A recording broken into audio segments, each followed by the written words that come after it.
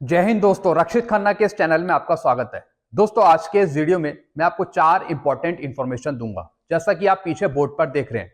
और इसी के रिगार्डिंग कुछ लेटर हैं, कुछ नोटिफिकेशन है, कुछ मैसेज है, वो भी मैं आपको साइड में दिखाऊंगा, वो भी आप चेक करेगा। वीडियो में आगे बढ़ने से पहले एक छोटी सी गुजारिश करूंगा, अगर आप पहली बार मेरा चैनल देख रहे हैं या फिर वीडियो देख रहे हैं तो आप मेरा चैनल सब्सक्राइब कर सकते हैं, क्योंकि दोस्तों वेलफेयर से जुड़ी जो नई नई जानकारी आती है, जो नए नए मुद्दे उठते हैं, वो आपको समझाए जाते हैं इस चैनल के माध्यम से। और पेंशन से रिलेटेड जो प्रॉब्लम चलती है उसका भी सोल्यूशन किया जाता है आप लोगों के लिए। तो इसके लिए आप मेरे चैनल से जुड़ सकते हैं या फिर चैनल सब्सक्राइब कर सकते हैं, जिसका नाम है रक्षित खन्ना। चलते हैं दोस्तों पहली इंफॉर्मेशन की तरफ। फरवरी की पेंशन का अभी तक मैसेज नहीं मिला। क्या फरवरी की पेंशन मार्च में आएगी? जी हाँ दोस्तों, जैसा आपको पता है अभी तक स्पर्श की तरफ से आप लोगों को फरवरी की पेंशन क्रेडिट होने का मैसेज नहीं मिला। हाँ, एक पेंशनर ने मैसेज किया था पहले कि उनको मिला है। तो दोस्तों, ये जो मैसेज है ये रैंडमली आते हैं। हो सकता है कि आपको 2-3 दिन बाद मिले, या फिर 1 दिन बाद मिले, या फिर जब आपकी पेंशन क्रेडिट हो जाए उसके बाद मिले। तो दोस्तों, आपको मैसेज पर निर्भर नहीं रहना। मैसेज कभी आता है, नहीं आता, या फिर प्रोसेस में रहता है। तो दोस्तों, अगर आपके पास मैसेज नहीं आता फरवरी की पेंशन क्रेडिट होने का, तो दोस्तों जब भी आपकी पेंशन आएगी फरवरी की, जैसा आपको पता है महीने के लास्ट डे में आती है, यानी फरवरी की जो पेंशन है वो आपको 29 फरवरी को मिलेगी, 29 तारीख को। तो दोस्तों, मैसेज आए या ना आए, लेकिन पेंशन आपकी जरूर आएगी। तो थोड़ा सा आप यहाँ पे वेट कर सकते हैं, हो सकता है 1-2 दिन बाद, 2-3 दिन बाद आपको मैसेज मिल जाए। अगर नहीं भी मिलता तब भी आपकी पेंशन आपके खाते में आएगी, तो आपको परेशान होने की जरूरत नहीं है, आपकी पेंशन आ जाएगी। बाकी दोस्तों, जो बैंक के थ्रू पेंशन ले रहे हैं उनकी पेंशन भी धीरे धीरे आना स्टार्ट हो जाएगी। 1-2 दिन बाद उनके पास भी मैसेज आ जाएगा पेंशन क्रेडिट होने का। फरवरी की पेंशन जो बैंक से पेंशन ले रहे हैं उनको या तो 29 तारीख को मिल जाएगा, या फिर उससे पहले भी मिल सकता है पेंशन क्रेडिट होने का मैसेज। बाकी स्पर्श की जो पेंशन है वो आपको 29 तारीख को मिल पाएगी। चलते हैं दूसरी इंफॉर्मेशन की तरफ। दिल्ली एनसीआर में स्पर्श का आउटरीच प्रोग्राम। जी हाँ दोस्तों, दिल्ली एनसीआर में स्पर्श की तरफ से एक आउटरीच प्रोग्राम कंडक्ट हो रहा है। तो जो दिल्ली एनसीआर के आसपास के जो पेंशनर हैं वो जा सकते हैं। तो साइड में मैं आपको एक नोटिफिकेशन दिखा रहा हूँ, एक लेटर दिखा रहा हूँ, इसमें डेट लिखी हुई है और जगह भी लिखी हुई है। तो वो देखकर आप जा सकते हैं अगर आप दिल्ली एनसीआर के आसपास रहते हैं। अगर आपको पेंशन से रिलेटेड कोई प्रॉब्लम है, या फिर आपकी डिसेबिलिटी रिवाइज नहीं हुई, कुछ भी प्रॉब्लम है आपको स्पर्श से रिलेटेड या फिर पेंशन से रिलेटेड, तो आप आउटरीच प्रोग्राम में हिस्सा बन सकते हैं, आप जा सकते हैं। हेडक्वार्टर दिल्ली एरिया का लेटर जारी। Disability pension, pension profile updation, जो भी आपकी प्रॉब्लम है आप अपनी प्रॉब्लम यहां पे रख सकते हैं। तो दोस्तों, ये जो प्रोग्राम है ये 26 फरवरी से स्टार्ट होगा, 26 फरवरी से, तो आप जा सकते हैं। चलते हैं अगली इंफॉर्मेशन की तरफ। भारत सरकार रक्षा मंत्रालय डीईएसडब्ल्यू का लेटर जारी। जी हाँ दोस्तों, और ये लेटर बहुत ही इंपॉर्टेंट है। ये उन पेंशनर के लिए, ये उन पूर्व सैनिकों के लिए जिन्होंने अपनी डिमांड करी थी, मांगे मनवाने के लिए भारत सरकार से। तो दोस्तों, भारत सरकार के पास भी आपकी मांगे गई हैं।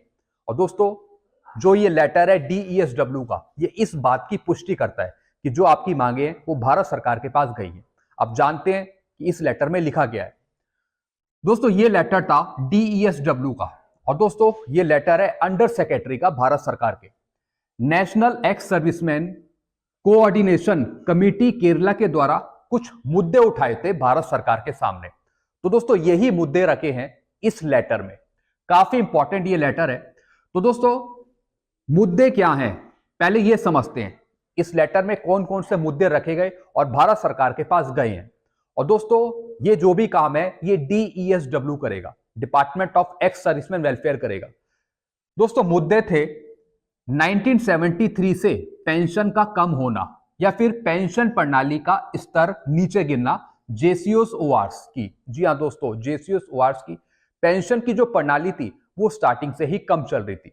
तो उनकी पेंशन में सुधार करना, उनकी पेंशन रिवाइज करना, वो सब बातें इस मुद्दे में थी, वो सब बातें इस लेटर में थी। तो दोस्तों, कहीं ना कहीं भारत सरकार के जो मेन अधिकारी हैं वो भी जो लेटर हैं आपके जो मांगे हैं वो डायरेक्ट डीईएसडब्ल्यू को फॉरवर्ड कर देते हैं, क्योंकि जितना भी काम है वो एमओडी से होना है, मिनिस्ट्री ऑफ डिफेंस से होना है। तो दोस्तों, ये लेटर भी जो जारी हुआ ये डीईएसडब्ल्यू की तरफ से जारी हुआ, यानी इन मुद्दों पर विचार किया जाए, भारत सरकार के द्वारा। तो दोस्तों भारत सरकार के जो अंडर सेक्रेटरी थे उन्होंने भी ये जो भी लेटर था ये DESW को फॉरवर्ड करा है। और दोस्तों ये मांगे दिखाई है इस लेटर में कि ये मांगे पूरी करे गवर्नमेंट। तो सबसे पहला मुद्दा जो था वो था जो पेंशन प्रणाली का स्तर था जो नीचे गिर रहा था, पेंशन का जो स्तर था जो नीचे गिर रहा था ORJCOs का, उसको उठाना।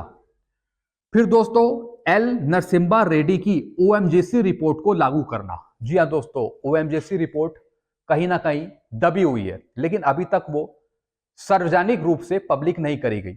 पब्लिक करी भी गई तो वो लागू नहीं करी गई। तो दोस्तों इस लेटर में लिखा हुआ है कि जो एल नरसिम्हा रेड्डी की जो OMJC रिपोर्ट है उसको लागू करना। और दोस्तों एक इसमें सबसे बड़ी डिमांड थी कि जो 2006 से पहले आए हैं पेंशनर उनको MSCP देना, उनको MSCP देना ताकि पेंशन इक्वलाइजेशन किया जा सके, पेंशन इक्वल करी जा सके। ये सबसे बड़ी डिमांड थी। फिर दोस्तों तीसरा पॉइंट OROP 2 की विसंगतियों में सुधार करना। जी हां दोस्तों, कहीं ना कहीं भारत सरकार को भी पता है कि पूर्व सैनिकों की मांगे क्या है, वो क्यों धरना प्रदर्शन दे रहे हैं। बस दोस्तों उन मांगों को पूरा करने वाली बात है। यानी लेटर में भी हमें शो हो रहा है कि OROP 2 की विसंगतियों को भारत सरकार दूर करे। और दोस्तों ये जो लेटर है ये गवर्नमेंट का लेटर है, DESW का लेटर है, जिसमें ये जो संगठन था national ex serviceman coordination committee का जो संगठन था, इन्होंने मांग उठाई थी लेटर के रूप में भारत सरकार के सामने। तो दोस्तों भारत सरकार भी ये कहीं ना कहीं जानती है कि OROP 2 की पेंशन टेबल में विसंगतियां हैं। बस इसमें सुधार कब करेगी ये देखने वाली बात होगी। तो इसमें भी लिखा है OROP 2 की विसंगतियों में सुधार करना। फिर दोस्तों लास्ट पॉइंट ECHS के दायरे में आए इम्पैनलमेंट हॉस्पिटल में बेहतर रूम की फैसिलिटी उपलब्ध कराना। यानी ECHS में जितने भी इम्पैनलमेंट हॉस्पिटल हैं उसमें रूम फैसिलिटी देना, ज्यादा से ज्यादा रूम देना, ताकि पूर्व सैनिकों को कोई परेशानी ना हो उपचार लेने में। चलते हैं दोस्तों अगली इंफॉर्मेशन की तरफ। Last point non qualifying service जिन पेंशनर की है उनको MSCP दिलवाने के लिए हमने केस टेकअप करे हैं रिकॉर्ड से। जी हाँ दोस्तों, जिन पेंशनर की नॉन क्वालिफाइंग सर्विस है, जैसे कोई सिपाही है, नायक है, अगर उनकी क्वालिफाइंग सर्विस 16 साल से ऊपर नहीं है और वो हवलदार की पेंशन नहीं ले पा रहे, तो दोस्तों इनके केस हमने टेकअप करे हैं रिकॉर्ड के सामने। और दोस्तों हम उम्मीद करते हैं कि आगे रिकॉर्ड इस पर कार्रवाई करे और इनको MSCP मिल पाए। तो दोस्तों कुछ लेटर है हमारे पास, उसके बेस पर हमने ये केस टेकअप करे। जैसे दोस्तों कोई सिपाही है जो 18,807 ले रहा है, उसे मिलेगी फिर 21,782। या फिर अगर कोई नायक है जो 20,107 ले रहा है, फिर उसे मिलेगी 21,782। ऐसी अगर कोई हवलदार है जिनकी 21,782 है, फिर उन्हें मिलेगी 24,825। तो दोस्तों ये केस हमने टेकअप कर रखे हैं रिकॉर्ड के सामने। फिर दोस्तों जिन सिपाही नायक की सर्विस 16 साल से नीचे है, जैसा मैंने आपको बताया, जिनको MSCP नहीं मिल रही, तो दोस्तों ये केस भी हमने टेकअप करे हैं ताकि इनको MSCP मिल पाए और MSCP हवलदार की पेंशन मिल पाए, जैसे मैंने आपको बताया सिपाही, नायक।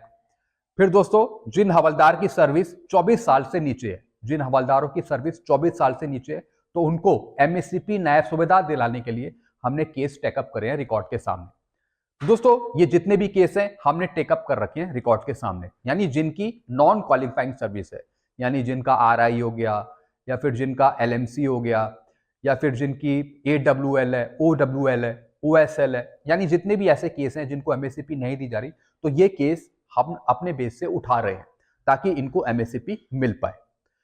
तो दोस्तों ये कुछ पॉइंट थे जो मैंने आपको समझाए। आई होप सारी जानकारी आप अच्छे से समझ गए होंगे। अगर आपको और कुछ पूछना हो तो आप नीचे कमेंट कर सकते हैं। वीडियो आपको अच्छा लगता है, वीडियो को लाइक करें और इस चैनल को आप सब्सक्राइब कर सकते हैं। Thank you so much.